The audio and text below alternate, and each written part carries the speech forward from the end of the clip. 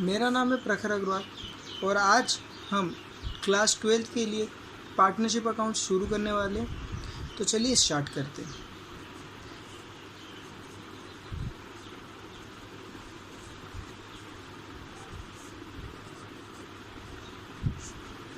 Partnership accounts, इसके बारे में कुछ जानने से पहले हम ये बात समझ लें कि इसमें हमें अकाउंटिंग भी पढ़नी और थ्योरी भी पढ़नी। तो कुछ थ्योरी की तरफ रुख करते हैं, जिसको हम बोलते हैं introduction.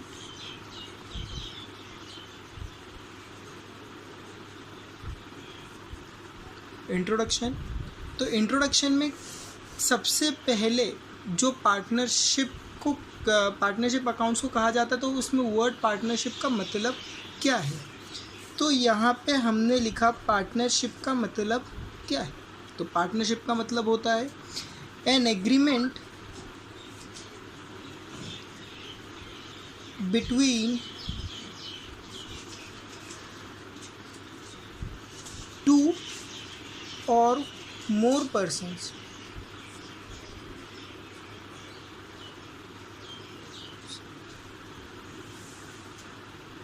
N agreement between two or more persons. सीधी सी बात है, यहाँ पे दो या दो से अधिक लोग हो सकते हैं। अब एक व्यक्ति कैसे अकेला खुद से एग्रीमेंट करेगा। जैसे कि मैं सेपरेट पर्सन, हाय प्रखर अग्रवाल, मैं प्रखर अग्रवाल से ही एक एग्रीमेंट करना चाहता हूँ। क्या ये पॉसिबल है? नहीं। लेकिन हाँ, प्रखर अग्रवाल चाहे तो वो राम श्याम किसी भी और सेकंड पर्सन से एग्रीमेंट कर सकता है और जॉइंटली वो कई लोगों के साथ एक साथ एग्रीमेंट कर सकता है।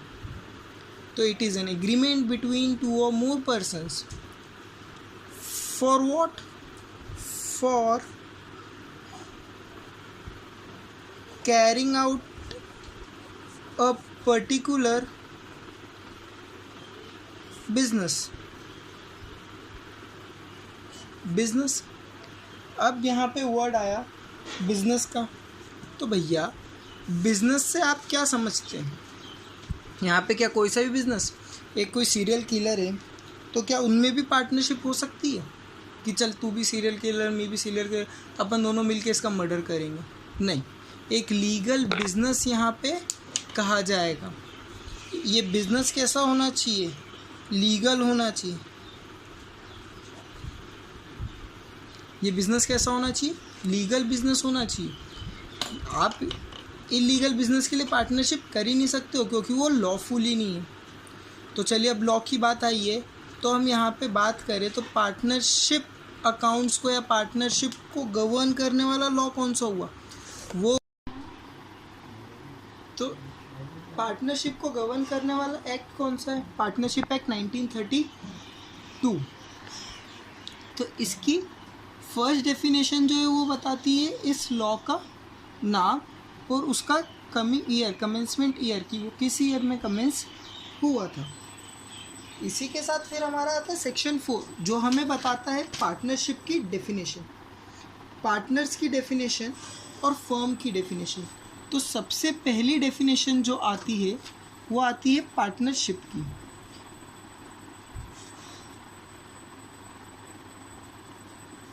तो पार्टनरशिप की डेफिनेशन में क्या लिखा हुआ है? रिलेशन बिटवीन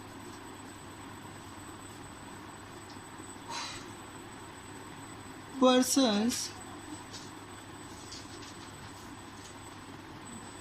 अब देखो यहाँ पे रिलेशन बिटवीन को हम बोल सकते हैं एन एग्रीमेंट। पर्सन्स वो जो एक साथ आए हैं बिजनेस करने के लिए, हु एग्रीड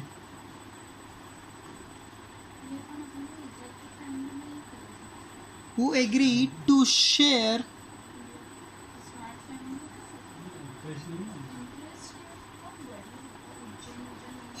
प्रॉफिट्स। अब यहाँ पे बात है कि लॉ में लिखा हुआ है सिर्फ प्रॉफिट्स के बारे में। यहाँ पे लिखा हुआ है सिर्फ प्रॉफिट्स के बारे में। तो यहाँ पे प्रॉफिट्स का क्या मतलब है?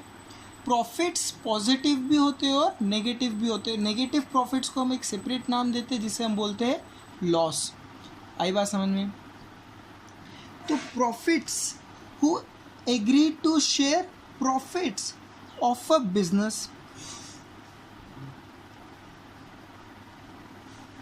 बिजनेस। अब बिजनेस मतलब पहले भी जैसे हमने बात करा था कि वो बिजनेस को लीगल पूरी तरह से क्या होना चाहिए, लीगल होना चाहिए।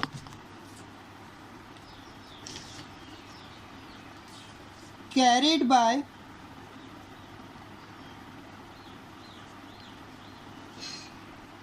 ऑन बाय ऑल, मतलब क्या सारे पार्टनर्स एक साथ बिजनेस में काम कर सकते हैं? हाँ, सारे पार्टनर एक साथ बिजनेस में काम कर सकते हैं।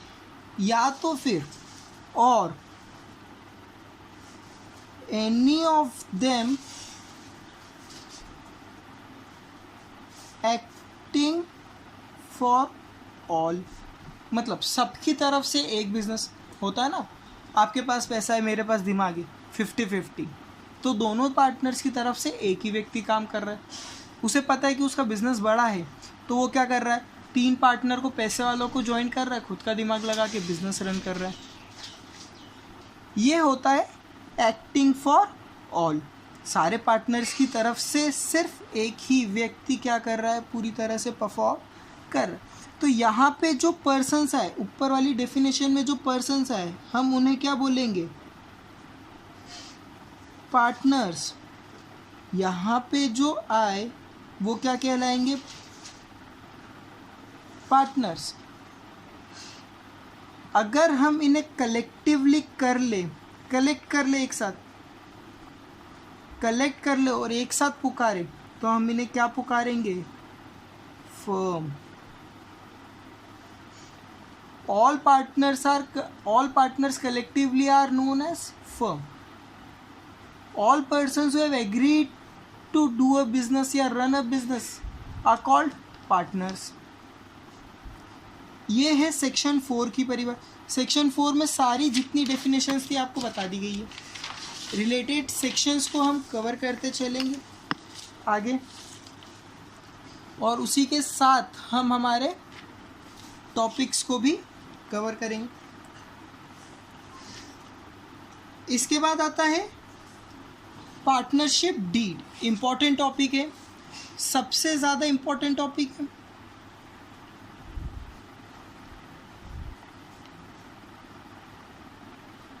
तो पार्टनरशिप डीड क्या कहती है? पार्टनरशिप डीड का सीधा सा मतलब है an agreement in written form. Agreement हमने पहले भी पढ़ा है, तो वही एग्रीमेंट यहाँ पे उठ गया, an agreement between a person who carried in written form. Partnership का जो एग्रीमेंट होता है वो ओरल या रिटन दोनों चलता है, लेकिन यहाँ पे पार्टनरशिप डीड के लिए उससे कंपल्सरीली क्या होना चाहिए, रिटन फॉर्म में होना चाहिए। मतलब पार्टनरशिप डीड क्या है, एग्रीमेंट है। किस फॉर्म में है, रिटन फॉर्म में है। ये रिटन फॉर्म में है तो ही एक्सेप्टेबल है, ओरल में है तो ये मान्य नहीं होगी। इस पे लॉ भी बोल देगा, तुमने क्या बोला हमको क्या पता, इसीलिए वो रिटर्न में होना चाहिए। अच्छा, अगर फ्यूचर में पार्टनर्स के बीच में अगर लड़ाई हो जाए तो आप कैसे सॉर्ट आउट करोगे? यार उस दिन अपनी बात हुई थी 50-50 प्रॉफिट की, आज आप हमको कम दे रहे हो, आप ज़्यादा ले रहे हो, ये कैसे हम संभाल के रखेंगे एविडेंस को एक पेपर पे जिसका नाम है पार्टनरशिप डीड। ओरल तो उस वक्त तो सब हाँ करेंगे, हाँ हाँ हाँ हाँ ठीक है, हम भी तैयार है, क्या लिखवाने की ज़रूरत है। थोड़ा सा पैसा खर्च होता है स्टैम्प पेपर्स पे, तो उससे बचने के लिए हम उसे छोड़ देते, हम उससे बचने के लिए हम उस प्रोसेस को अवॉइड कर देते, लेकिन वो प्रोसेस बहुत ज़्यादा इम्पॉर्टेंट हो जाती है फ्यूचर में, ताकि हम हमारी सारी लीगल रिक्वायरमेंट्स को पूरा कर सकें। लीगल रिक्वायरमेंट्स को क्या कर सके, हम पूरा कर सकें। फ्यूचर में हो नहीं कि ऐसा हम चाहते नहीं कि किसी पार्टनर में लड़ाई हो, लेकिन लड़ाई होना स्वाभाविक है, कब हो जाए क्या पता। तो ये एज अ एविडेंस हमारे पास क्या रहता है, संभाल के रखा हुआ रहता है कि हाँ हमने क्या डिसाइड करा था। अब बात है कि पार्टनरशिप डीड में क्या क्या लिखा होता है।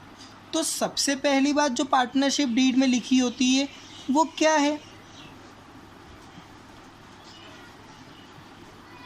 फर्म का नाम और फर्म का एड्रेस।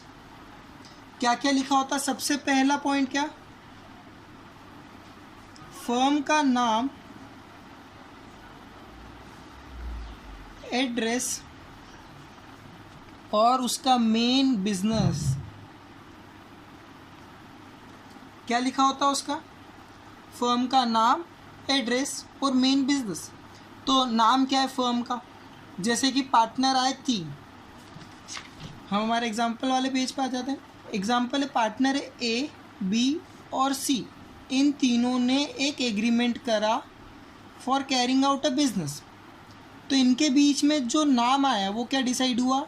ABC limited. क्या नाम डिसाइड हुआ इनका? ABC limited. तो ये फर्म का नाम हो गया। एड्रेस, अब जैसे कि इनकी जो बिजनेस प्लेस है, मेन बिजनेस प्लेस है, वो कहाँ पे है? ये कहाँ के बिलोंग करते हैं? इंदौर में। तो कोई इंदौर में एक पर्टिकुलर प्लेस होगी इनके लिए। जैसे कि हम बात कर ले 56 दुकान, तो 56 दुकान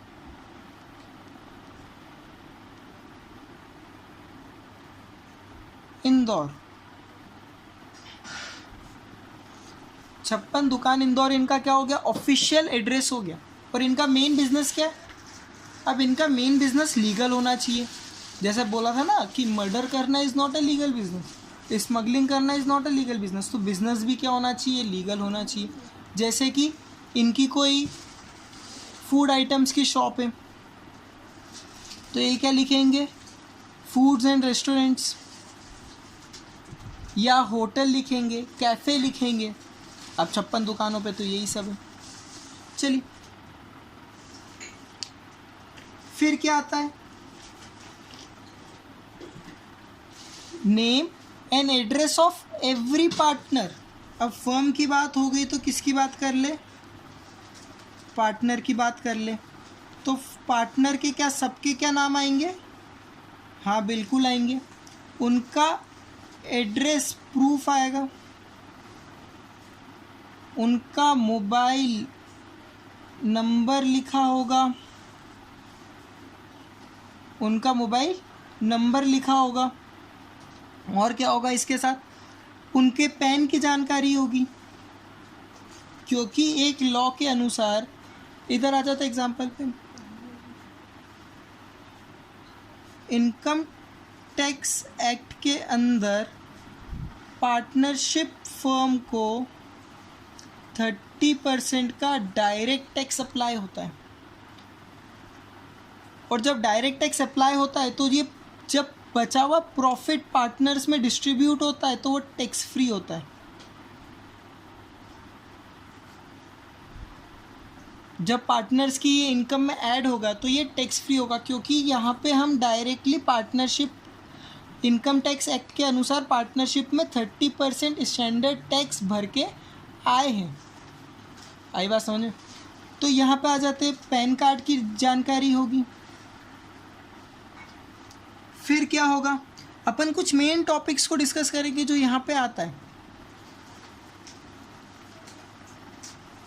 यहाँ पे फिर पार्टनर्स की ओर क्या आ जाएगी?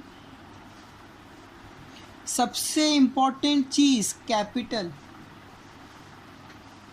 सबसे इम्पोर्टेंट चीज़ कैपिटल। कैपिटल है तो बिजनेस है। इसके बाद इस पे होने वाले प्रॉफिट्स का डिस्ट्रीब्यूशन।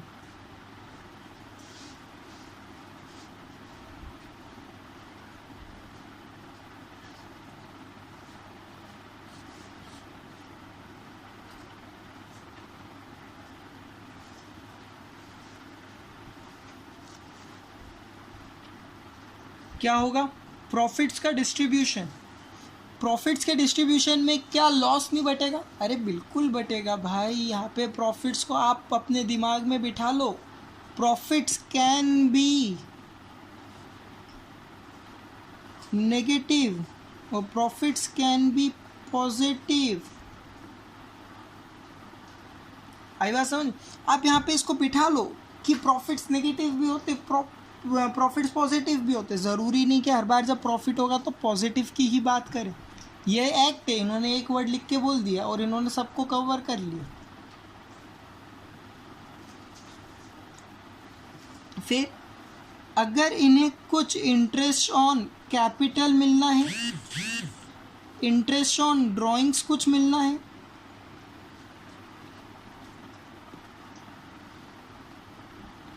ठीक है, कोई सैलरी मिलना है, सैलरी को हम क्या बोलेंगे, any sort of remuneration.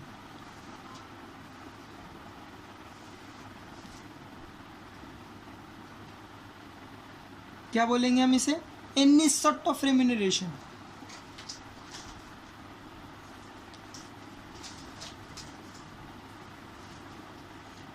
Fourth में हम आ गए तो date of commencement of business. Commencement of business, हमने किस तारीख को बिजनेस हमारा स्टार्ट करा है। फिर क्या आ जाएगी इसी के साथ, rights and duties of partners.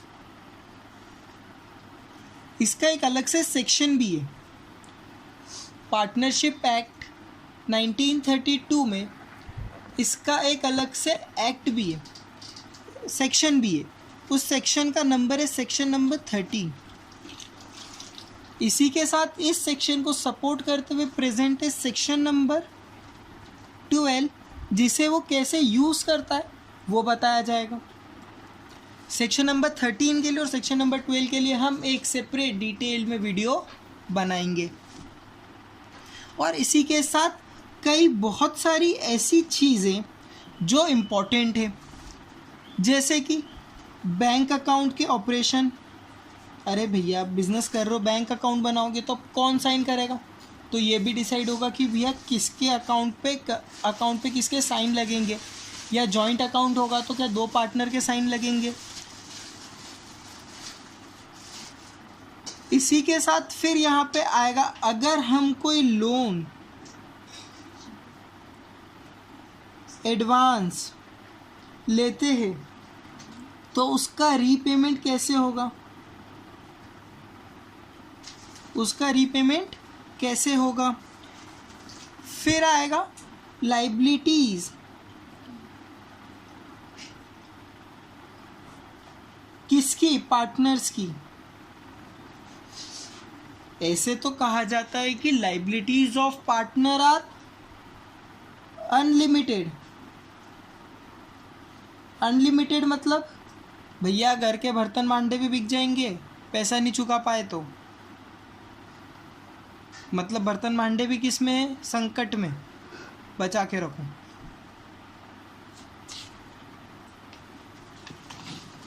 ये तो हो गई पार्टनरशिप डीड की बात। पार्टनरशिप पढ़ लिया, पार्टनरशिप एग्रीमेंट के बारे में पढ़ लिया, रिटर्न है, ओरल है, इनमें क्या क्या चीज़ें आती है। तो अब फीचर्स पढ़ लेते पार्टनरशिप के। फीचर्स ऑफ पार्टनरशिप, तो इसका सबसे पहला फीचर, डेफिनेशन याद रखना, डेफिनेशन के टुकड़े ही इसका फीचर है। जैसे रिलेशन बिटवीन पर्सन्स, मतलब पर्सन मतलब क्या हो गए, सबसे पहली बात 2 और मोर पर्सन।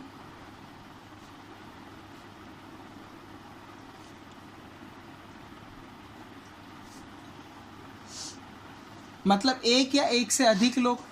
तो यहाँ पे मैक्सिमम कितने लोग हो सकते हैं, पार्टनरशिप में मैक्सिमम कितने लोग हो सकते हैं। नंबर ऑफ मेंबर्स मिनिमम तो 2 है, मिनिमम तो 2 मेंबर्स हैं। मैक्सिमम कितने होंगे,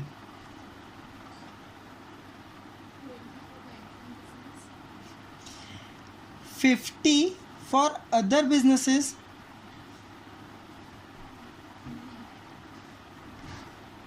and 20 for banking businesses। Law के अनुसार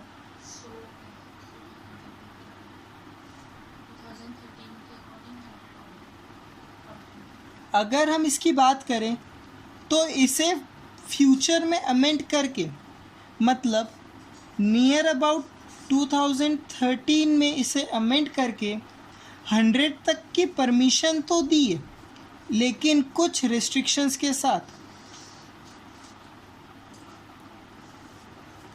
ये 100 की परमिशन तो है लेकिन कुछ रिस्ट्रिक्शंस के साथ। अच्छा, उसी तरह यहाँ पे इन्होंने बैंकिंग कंपनी के लिए भी कुछ रिस्ट्रिक्शंस लगा रखे। बैंकिंग कंपनी के लिए इन्होंने यहाँ पे बैंकिंग कंपनी के लिए कई जगह 10 मेंबर्स की भी वो है, लॉ है। यहाँ पे 100 मेंबर्स का तो लॉ है ही सही, लेकिन उसके साथ कुछ इन्होंने रूल्स भी दिए जो आपको फॉलो करना है, जो कुछ रेस्ट्रिक्शंस दिए कि हर कोई ऐसा नहीं कि आज 100 जने मिल गए और बिजनेस कर लोगे, 1% प्रॉफिट बांटोगे क्या। ठीक है, बड़ा बिजनेस है तो 1% भी मायने रखता है, लेकिन अभी तो समझो ना कि मैक्सिमम 100 तो कितना कठिन हो जाएगा किसी भी चीज़ को मैनेज करना। इनका जो अकाउंटेंट होगा वो पागल हो जाएगा। तो यहाँ पे कुछ इन्होंने रेस्ट्रिक्शंस लगा। बैंकिंग कंपनी में 10 मेंबर्स, 20 जाना है तो परमिशन लेनी पड़ेगी। अगर 10 प्लस आपको जाना है तो आपको क्या लेनी पड़ेगी, परमिशन। लेकिन अगर आपसे सवाल पूछा जाए तो 20 एंड 50। फिर सेकंड आता है, सेकंड फीचर है इसका एग्रीमेंट। एग्रीमेंट किस में भैया, पर्सन में, पार्टनर में, और उनके बीच का एग्रीमेंट क्या होगा, for sharing profit and losses, interest on capital, interest on drawing, any remuneration to partner. अगर कोई पार्टनर लोन देगा तो उसे क्या मिलेगा, हम कितना चाहते हैं, ये सब डिटेल्स पार्टनरशिप एग्रीमेंट में लिखी होगी। पार्टनरशिप एग्रीमेंट को हम क्या बोलते हैं, पार्टनरशिप डीड बोलते हैं। इसमें ये रिटन भी हो सकता है और ओरल भी हो सकता है, लेकिन लॉ की नज़रों में कौन सा एक्सेप्ट किया जाएगा, रिटन वाला ही केवल एक्सेप्ट किया जाएगा। आई बात समझ में। आगे थर्ड टॉपिक है हमारा कॉमन बिजनेस।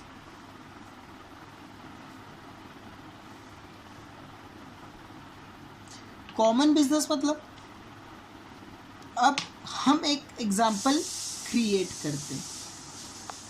तो एग्जाम्पल क्या बोलता है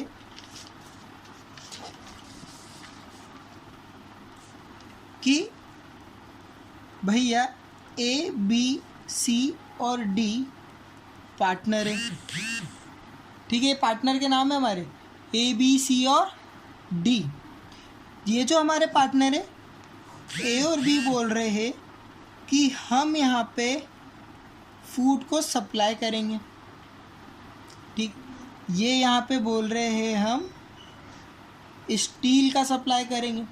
तो क्या इन चारों के बीच में पार्टनरशिप हो सकती है, लोहे के फूड बेचोगे क्या, इन चारों के बीच में क्या पार्टनरशिप हो सकती है, नहीं, कारण इनका एक कॉमन बिजनेस नहीं। कॉमन बिजनेस मतलब ये चारों रेडी हो या तो स्टील के लिए या तो फूड के लिए, तभी इसे कॉमन बिजनेस कहा जाए। या तो फिर इन दोनों को पार्टनरशिप में से हटा दो तो ये एक सेपरेट बिजनेस हो जाएगा और ये एक सेपरेट बिजनेस हो जाएगा।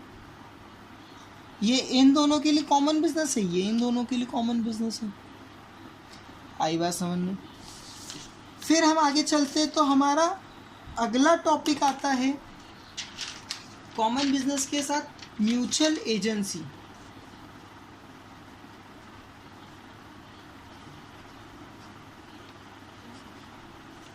म्यूचुअल एजेंसी हमने पार्टनरशिप डीड में हमने पार्टनरशिप की डेफिनेशन सेक्शन 4 में स्टार्टिंग में हमने एक लाइन पढ़ी थी, business carried by all or any of them acting for all. तो any of them acting for all का मतलब क्या हुआ, any of them acting for all, एक व्यक्ति सबकी तरफ से एजेंट का वर्क कर रहा है। यहाँ पे इसका सीधा सा मतलब है कि तीनों चारों पार्टनर ने मिलके किसी एक पार्टनर को पूरी रिस्पॉन्सिबिलिटी दे दी, जैसे कि ए, बी और सी बिजनेस करना चाहते हैं, तो बी और सी ने क्या करा, बी और सी ने ए को पूरी बिजनेस की रिस्पॉन्सिबिलिटी दे दी और उन्होंने बोला कि पूरा बिजनेस आप रन करो हमारे बिहाफ पे। तो अब यहाँ पे एजेंट कौन बन चुका है, बी और सी का, ए बन चुका है। तो ये हो गई mutual agency, any of them acting for all. बोला था ना, सारे फीचर्स हमारी डेफिनेशन से ही बाहर निकल के आएंगे। अभी तक एक भी कोई भी फीचर हमारा आउट ऑफ डेफिनेशन नहीं है। सारे फीचर्स हमारे जो भी है वो सिर्फ और सिर्फ डेफिनेशन का एक पार्ट है, हमें उसे समझने की ज़रूरत है। फिर इसी के साथ हम हमारा अगले फीचर आते, बचा क्या डेफिनेशन में। हम डेफिनेशन की बात करें तो हमारे पास डेफिनेशन में रिलेशन बिटवीन पार्टनर्स, तो 2 और मोर पर्सन हो गए, who have agreed agreement to carry on a business, ठीक है, for sharing of its profit. मतलब शेयरिंग ऑफ प्रॉफिट्स हमारा क्या हो गया,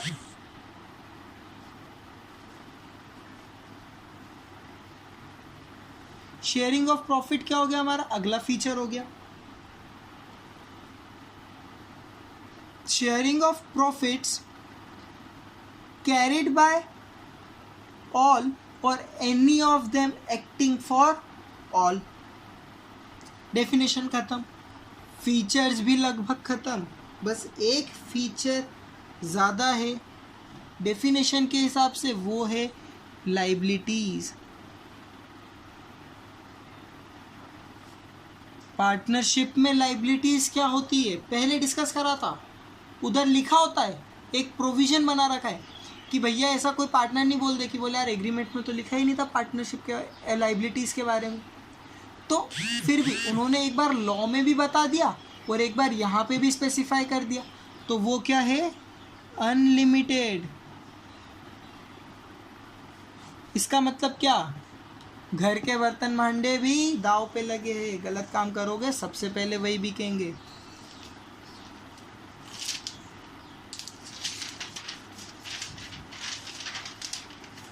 अब एक टॉपिक आता है, अगर हम पार्टनरशिप एग्रीमेंट नहीं करते तो,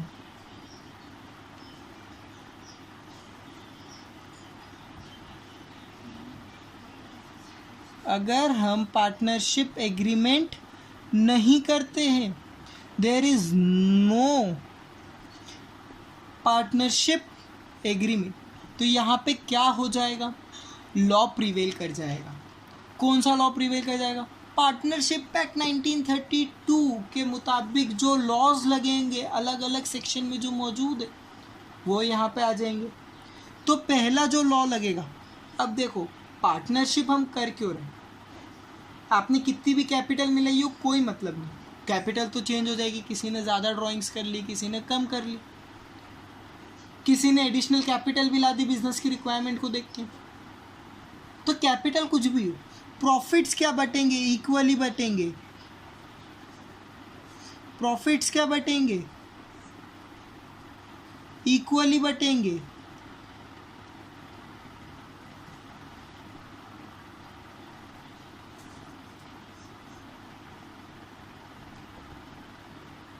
इसका कारण कोई ये ना बोल सके कि यार लॉ ने हमारे साथ भेदभाव करा, सीधी सी बात, लॉ भेदभाव नहीं करता, वो सबको इक्वल मानता है और इक्वली प्रॉफिट्स देने का भी वादा करता है। फिर क्या, वो बोलता है कि अगर किसी पार्टनर ने लोन दे रखा है, लोन क्या दे रखा है, लोन को दिया है, किसको, फर्म को दिया है, पार्टनर ने दिया फर्म को लोन, तो जो पार्टनर का लोन है उस पे मिलेगा उसको 6% पर एनम का इंटरेस्ट। अगर फर्म ने पार्टनर को दे रखा है तो भैया ये रेट डबल हो जाएगा 12% पर एनम के साथ। इसका कैसी बात है, लॉ बोलता है फर्म को ज़्यादा मिलना चाहिए, हम कम लेंगे, हम आपको कम देंगे चलेगा, लेकिन आपको हमें ज़्यादा ही देना है। फिर आता है interest on capital. Interest on capital एक बहुत इम्पॉर्टेंट टॉपिक है, इसके ऊपर ही कुछ लॉ बहुत सारे बन जाते हैं जो हम प्रैक्टिकल क्वेश्चंस के दौरान पढ़ेंगे। प्रैक्टिकल के पहले हम कुछ पढ़ेंगे। तो इंटरेस्ट ऑन कैपिटल नहीं मिलेगा, इंटरेस्ट ऑन ड्राइंग्स नहीं मिलेगा, कोई रेम्यूनरेशन नहीं मिलेगा, सीधे सीधे प्रॉफिट इक्वली बैठ जाएगा। और अगर कोई लोन है, पार्टनर ने अगर फर्म को दिया है तो उसे 6% का ब्याज मिल जाएगा।